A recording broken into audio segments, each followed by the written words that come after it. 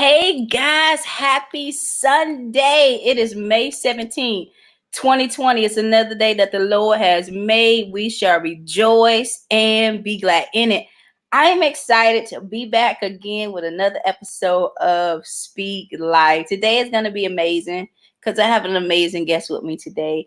And this is it's exciting because this is our first time actually seeing each other and talking to each other probably in like a couple years. We used to go to church together in North Carolina, and then I moved to Maryland. And so it was good to already talk to her. So invite your friends, invite your church friends, okay? Invite your mama and your daddy and all of them, because something that she's going to talk about today is going to be really, really good. It's about your emotions and food. And a lot of people are emotional eaters, especially during this time, during the pandemic, where people, were in their houses for weeks. And now that some laws and some states have now opened up, or a phase of it has opened up, or 25% has opened up, that a lot of people were consuming themselves with food. A lot of people was consuming, they didn't know how to properly deal with their emotions. And so all kinds of things happening. So I'm really excited for her to come today and share this with me. And you know how you have people who they are gifted and talented and God has given them something, but sometimes they don't want to boast and brag about it, but God will put them on display. And so I'm excited because I believe today God is going to put Kimberly on display. So I'm going to bring her in. Hi. How are you again? I am well. I'm doing well, and I hope you are. I am. Thank you so much for saying yes to this. I know this is not something that you typically do, but thank you for saying yes, because your voice is important. What you have to share is important. And when you first shared it with me, I was like, this is something that I definitely wanted you to share with people on my platform. So thank you again so much. No problem. No problem at all. So I'm going to introduce Miss Kim Murrell with all her credentials. You can see this going across the bottom of the screen. So after this, for real, after this, if you may need some help with your emotions or with food, she is licensed. She is certified. She is certified, bona fide, one by the Holy Ghost, and then two, she done went to school and got some credentials. So we just not bringing people up here to say they do something, but they really don't do it. But she's a wife, right? She got a amazing husband named her. She's a singer, like she has a voice, she sings. So she's like on the praise team. Like, are you still on the praise team? No, I sung on the choir. Oh, so okay, she's on the choir, right? Okay, so she's on. In a former life, I sung on a praise team. So her former life, she was praise team, wife, worshiper. She can help you with your emotions. She can help you with your food. She is a national certified counselor. She's an avid avid reader. Kim, what's the name of the book you say you're reading right now? The book I'm reading right now is called Hood Feminism. Hood Feminism, right? Yeah, and it's a really good book. So go get Hood Feminism, okay? Yeah, get that. She's an intercessor. She's on the prayer team at my former church, and she is a licensed clinical mental health clinician. So if you see these letters behind it, that's what that means. So she is the real deal. So I'm excited for you to be here. Thank you so much. So we'll get right into it, and I'm gonna ask my 1 or 2 questions, and then I'm gonna let you just take it over. I can talk like a lot. So I kind of know where part of what emotions and foods kind of stem with, based on the summary you kind of shared with me before. So why emotions and food? Why emotions and food? Well, I think that, let me just give you the history of like how this became an area of interest for me. Yeah. For years, I worked in public health. I worked in the private sector and in the public sector of public health. And I used to do health awareness programs in accounting. And one of the things that I've noticed was that a lot of the participants in the health ministry program, there was high blood pressure, hypertension, cholesterol, diabetes. And the more we talked and did various programs with the congregants, I always realized there was a conversation that connected food choice with whatever was going on in their lives. And so then I started to just out of my own curiosity to see if there was a connection in the foods that we choose when we are dealing with our emotions. Emotions can be there's something that triggered us from our past that is not such a good memory. It could be sometimes being around someone and it's not a good memory of that person. Emotions can be like family. It doesn't always have to be someone you don't know. It could be someone you do know. But just based, our emotions are based on how we felt in those moments or what we interpret as a something that they did to us and how it made us feel. And some people, myself included, we looked at food to be a comfort to us. And there is like a fight or flight type, there's a hormone that releases, and it's kind of like a fight or flight.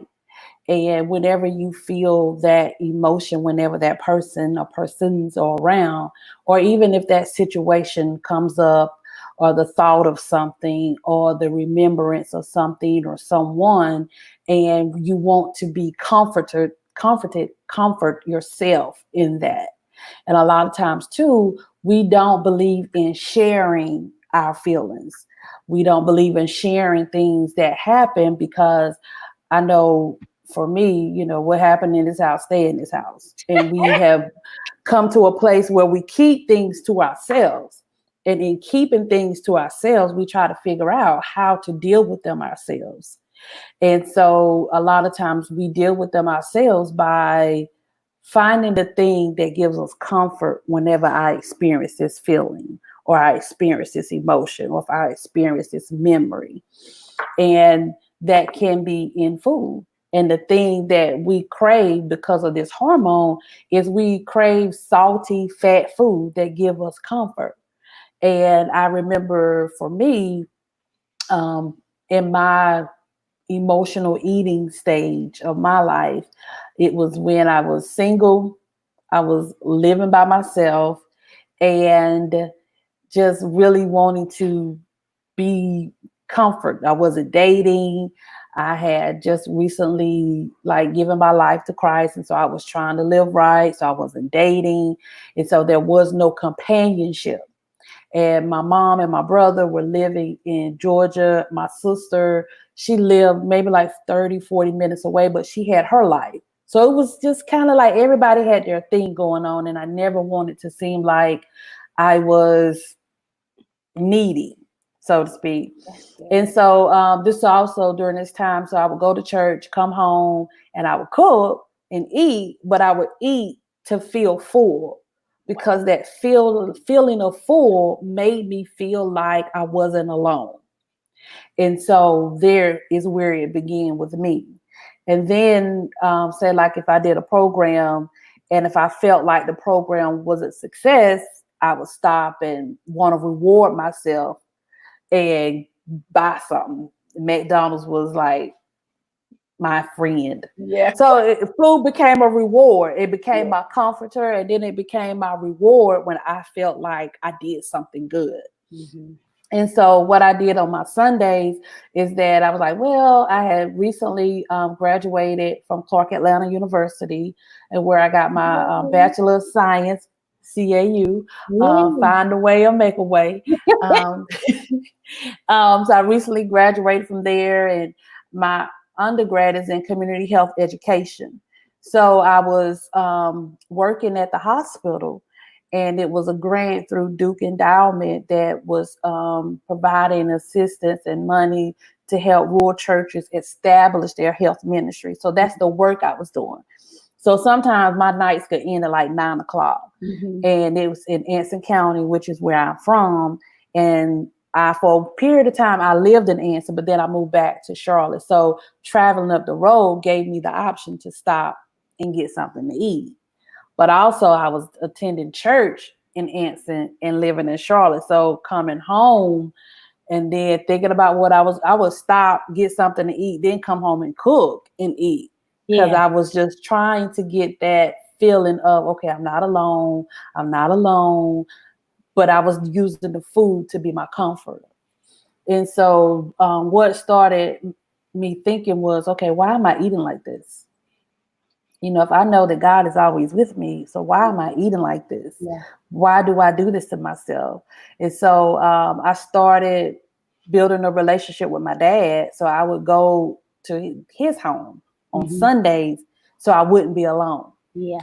And that helped because I was able to divert what I was doing into that area, if that makes Yeah. sense or Yeah. whatever. Okay. Yeah. So, but yeah, go ahead. You got a question? I told you before we started, I said, oh my God, this is going to be people being able to feel bad about what I just ate. But so much of what you said, I can relate to that now. It's just being a single person. Like sometimes I may not even necessarily be hungry, but it's like, well, let me just give me something to eat. And hearing you talk about that, I personally gonna really have to just kind of deal with the emotion. Like why what is sparking me to get certain foods over different foods? Because this is good. And then what you said is like you started this in the health ministry program. So it was a lot of people who, love the Lord, but they still feeling lonely or they're still trying to use food to deal with, that. So it's just like, it's just making me think. So that's all I want to say. Okay, no problem. So moving forward just a little bit, I did. I love working in public health, specifically in the health education, health promotion part of public health, because public health is so big, and I found comfort. I like that area, and so what I just started doing was we used to do a newsletter, try to find little tidbits to put in a newsletter because we always send them out to the churches. But also I realized I needed to take that information for myself because I myself was struggling in that area. And so but as time moved on, I got married and that job changed because it was grant funded. And so when I was in college, my professor, Dr. Howard, used to always say, she said, there's no money in prevention, in public health prevention. There's always money in maintaining. Wow. So the work that we do is in community health education or community health promotions or whatever, that is prevention. So going in, we knew that all our jobs would possibly be grant jobs. And that job was a grant job. And of course, the money went away. And when the money went away, that means the job went away. And so during that time, God had blessed that I was married by that time. So, because if I wasn't married, I was definitely going back to Atlanta. But I ended up staying in North Carolina because my husband was like, nah, he's from Philadelphia. He's like, I can't go to Atlanta's too far. Yeah. So we stayed, and it was a season where I wasn't working and I had to be conscious of what I was doing. I had to be conscious of what I was eating. I had to be conscious of what I was thinking because I did not want to go into that realm of he's at work, so I'm just going to eat so I won't be alone here at the house until he gets off work. So just being mindful of what I was doing, why I was doing it, and asking myself the questions, why? Why are you doing this? And so, which when I went to school, I went to Montreat College where I got my master's in clinical mental health. And I wanted to be able to bridge the two, my community, my love for public health and my love for counseling into one. And I had the opportunity to do my internship at a partial hospitalization for patients who were dealing with eating disorder, anorexia, bulimia. And that to me was a whole nother world that I was like a deer caught in headlights in that arena because I only saw what I saw, but then there was the other side of that too. But that also reaffirmed that this was not the area for me. That, I have to stick to what I felt in my heart, the direction that I needed to go in. Yeah. So currently I am working on a book, Yeah. and it's going to kind of and I like my supervisor, her name is Amy Mock. She always says, I'm not a doctor, nor do I play one on TV. However, this is some really good information, Oh, and it is. always check with your doctor and this kind of, but it's just kind of giving it legs that this is something that people deal with, people that you see every day, Mm-hmm. that you may not know it, but this is what it is. It's not the same as binge eating. As binge eating is like one setting, and it could go for a few hours, and then a person can be done with the binge. Whereas this is based on how you feel, whether you want to reward yourself, if you're feeling lonely, disappointment, or whatever your triggers may be. A trigger is a word that kind of gets thrown around a lot, that sometimes it loses its definition, not its definition, but its power. Yeah. Like, what triggered you? What triggered? And sometimes I work in a middle school, and some of my kids are receiving therapy outside of school, and they'll be like, well, I was triggered. Mm-hmm. What? So you're like, what? Okay, Yeah. so tell me about this trigger. So it's kind of like people throw it around, but it's a good word to know. What triggered? Like, what just happened in this moment Yeah. that made me feel like this? What just happened in this moment? And if that happened, why am I so impacted by this? And being okay with questioning yourself, and then being okay to say, you know what, maybe I do need to talk to somebody about this. So, yeah. So Kim, like, oh my God. You made me giggle. This stuff is so good, and I'm about to have a real transparent moment. So probably a couple of months ago, I went to my doctor, and I was talking to her about some health challenges. She says, well, maybe I can get you to see no, this wasn't, probably maybe a year ago. I talked to her like a couple months ago, and she was like, maybe you can see a nutritionist to help you with your diet and your weight. I said, okay. So she referred me out to the lady. I went over there and uh waited for her, and as I was waiting, I started to get upset. Like, I'm thinking, like, what the heck what's wrong with you? Like, I was getting like borderline like mad, like, why am I here? And so I went back there with her, and she starts talking. She's real calm and real mellow and all this stuff, right? Really nice lady. And I just started crying, and she was like, what is wrong? And I was like, I don't know. Wow. And she was like, well, let's talk about it. Like, I feel like I'm tearing up now. She's like, well, let's talk about it. And I just said that. I was like, girl, I really didn't want to talk about it. So she gave me some papers to do, and she gave me a couple apps to say, hey, this can help with your grocery shopping and stuff like that. So I was like, okay. So I left, girl. I was like, I ain't never going back to her. And I never did, because it was like, I didn't even know why I was mad and I was crying. And I was like, okay, maybe I really do have a problem. So a couple weeks, probably maybe a month ago, I talked to my doctor again, and she was like, well, how about you talk to, somebody, about your nutrition? I said, okay. So the lady called me, the doctor called me just probably a couple days ago. So I'm supposed to be calling her back to talk to her. But it's like, this can and even though, because I was telling my friend, I know people who say, you go out to eat with them, and they'll say, well, I don't eat a lot, or I don't want a whole lot. But then when you look at them, and it's not to say that, people, because they wear a certain amount, that means they're healthy or not healthy, because I used to think skinny people were super healthy, and that's not always the case. But then you look at people and you say, well, clearly you're eating something, right? So for people who struggle, but they don't want to acknowledge it, or don't want to talk about it, or really don't want to face it, what is something you can kind of like share to kind of encourage them to kind of seek help for it? I would say first, like, for you to have that type of response, it's like, okay, so what is this? And one, being in tune with yourself, be in tune with you, because when you're in tune with you, you can realize, okay, something's not right. Yeah. But the first thing is, you have to be okay with it.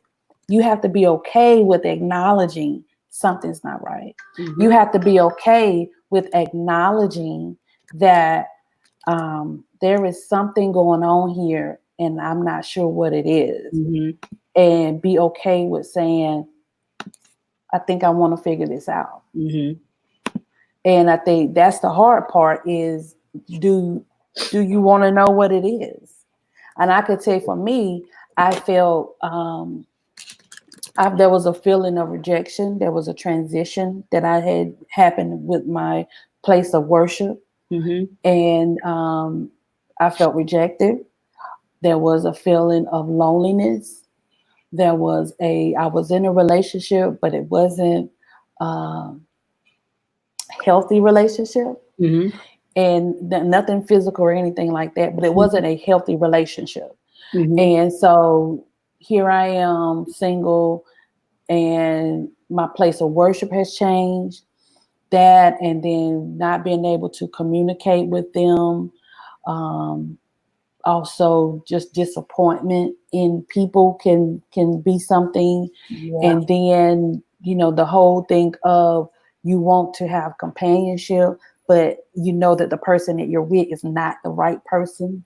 So there can be different things Yeah. that can be underlining, and you have to be able to do your work and peel back the onion and the layers to kind of see what that is. Wow. I always say that when God puts like people together, and I always tell everybody that comes on that if the message doesn't help anybody, it always helps Simone. So I'm like, wow. I think that's not even a thing, but I know what you're saying. Do you know what it is, and do you even want to deal with it? Because sometimes you deal with so much. It's kind of like, and I speak for me, you deal with so much, you get to a place, it's like, well, I'm tired of dealing right now. Tired of dealing Mm-hmm. for the last 5 years. How much more I gotta deal with? So let me just not deal right now, and then I'll pick it up later. But I realize, But even though if you're not dealing with it, you Mhm. are dealing with it, but the way that you are dealing with it may be more harmful than helpful. Wow, that's So we can say we're not dealing with it, but we are dealing with it. yeah, Even if we ignore it, we make a choice to ignore it, and we make choices that align us to keep ignoring something. So even though we're not dealing with it, we are, but it's just not a helpful deal with. wow, that's good.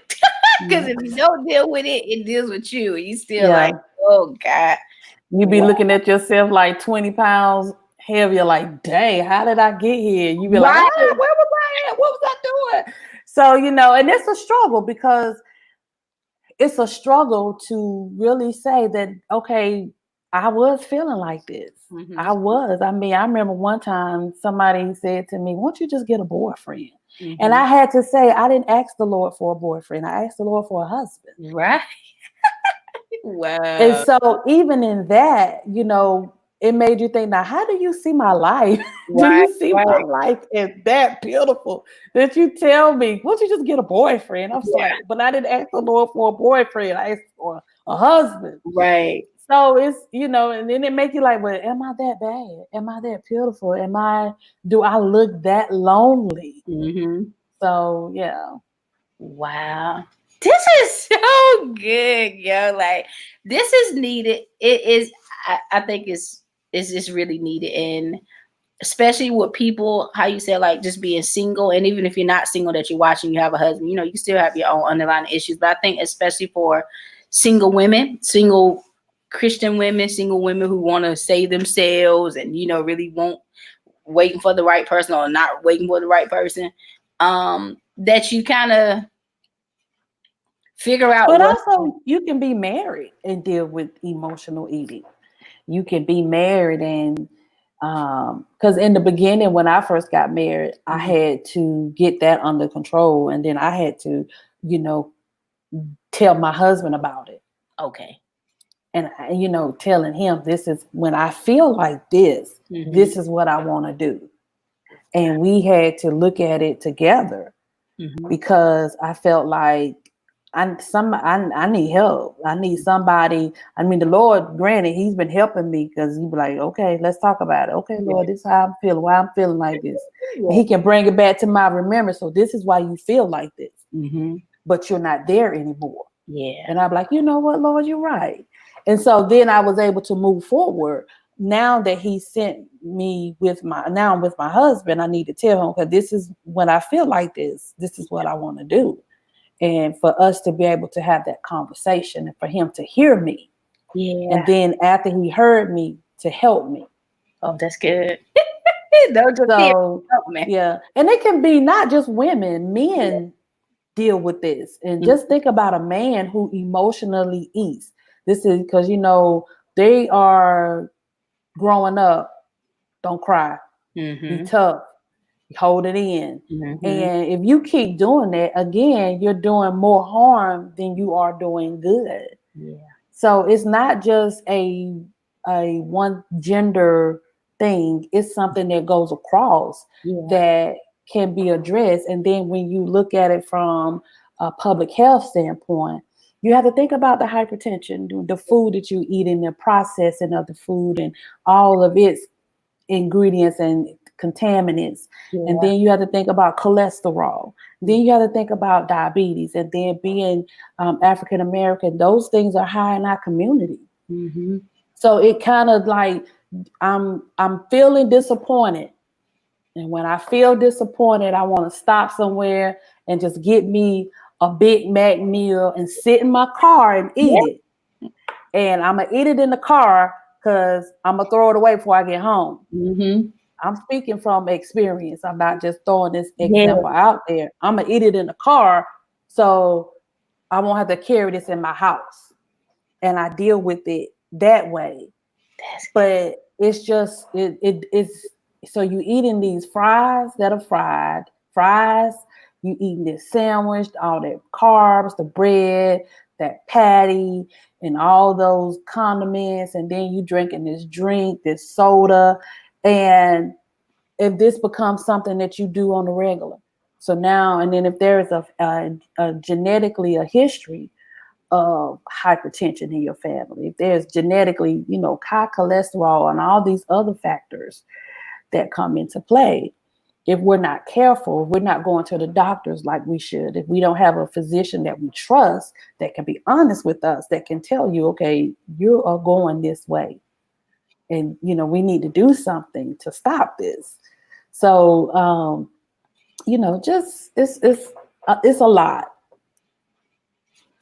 Wow. Because now we have to retrain the way we eat. Mm-hmm. Wow. So I hear you saying the first step is to get some help or be willing to face what you're dealing with, and then to reach out and get help for somebody. Yeah. You want to reach out, find someone that can find a therapist. And, you can interview a therapist. Mm-hmm. You just don't have to go to somebody Mm-hmm. and go and say, this is going to be my therapist if you're not comfortable. Yeah. You want to make sure the person that you are getting ready to share your story with is somebody that you feel comfortable with, and also that they feel comfortable with you. Yeah. And then you want to then begin the process of peeling back your onion. And as you peel back your onion and begin to understand your emotions and know this came from this. I was disappointed at this point in my life. And whenever I get that feeling again in anything, this is what I want to do. I feel rejected. I've been rejected. This is the moment where I had my first feeling of rejection. So whenever that feeling comes up again, this is what I want to do. So it's just a matter of being able to pinpoint when and where and how it has impacted your life, but also to get guidance, because the counselor doesn't tell you what to do. They help you, guide you through the process. Mm-hmm. Okay, now I'm going to get this guidance to help me through this. And so I can move forward. What does moving forward look like for you? What would you like for it to look like? Those are the kind of questions that you have to ask yourself. And then, and also let your therapist know this is kind of what I want to, this is the direction I would like for us to go in. And so, yeah. This is good. know, people tell you what they did, but you're not sure until you experience what they do, and you like, oh, she got it. Yeah, dear. Wow. Thank you so much. Like, Thank you. this has been like really good. So I'm gonna share something with you live because I think this is so appropriate. So you had signed up for the challenge for tomorrow to write your book. Mm-hmm. And earlier today, I was just, looking over the list of people and, just asking the Lord for, just a word for, each person to come in Yeah. tomorrow. And the word that he gave me, and this is in my phone, so I'm about to read it to you now. So you won't be surprised when I read it again tomorrow, but it's from Proverbs 8:14. He says, "All counsel is mine," said Sister Wisdom. "Seek Wow. me, and I shall overflow you with my counsel, my sound wisdom, my understanding, and my peace." And I believe that God has definitely poured out his wisdom just on you even today in sharing this. And so I just pray more grace to you, that you will continue to help more people and to share and to encourage, because it has encouraged me. Amen. Thank you. Amen. So Miss T says therapy helps more than we know. And so I was just putting a whole bunch of comments in here. But guys, listen, if you have an issue with food, eating, get emotional, like you see I'm getting emotional, reach out to Miss Kim Murrell, because she has a book that's gonna come out, that's gonna be able to bless a lot of people. If you're looking for someone to even do like virtual events, speak to your ministry, especially for churches who people kind of like deal with their issues a lot of times through food and emotions, because they feel like they don't want to talk about it because they don't want to be judged or they don't want to be looked down on. This is somebody that you can definitely invite into your space to share, because you've already heard her share today. So Kim, I will let you close us out. So, guys, if you want to be a part of the 5-book writing challenge, it starts tomorrow morning at 8 a.m. You go back on my page and see that you'll get an email from me tonight with all the information on how to log into the classroom and everything. So, Kim, I will let you close us out and wrap it up however you see fit to do. But thank you so much. You were invited back to Speak Life anytime to share this good knowledge and wisdom and insight for us. Oh, thank you, Simon. I just want to tell you thank you. This is the first time as a licensed clinician, licensed therapist that I have spoken. This is the first time that I've told my story out loud. And I Wow. thank you for this platform. It's something that I prayed about, and when you were in my heart to call, to contact, and you welcomed me in my quest for knowledge, and you pulled something out of me, and I appreciate that. To anybody watching,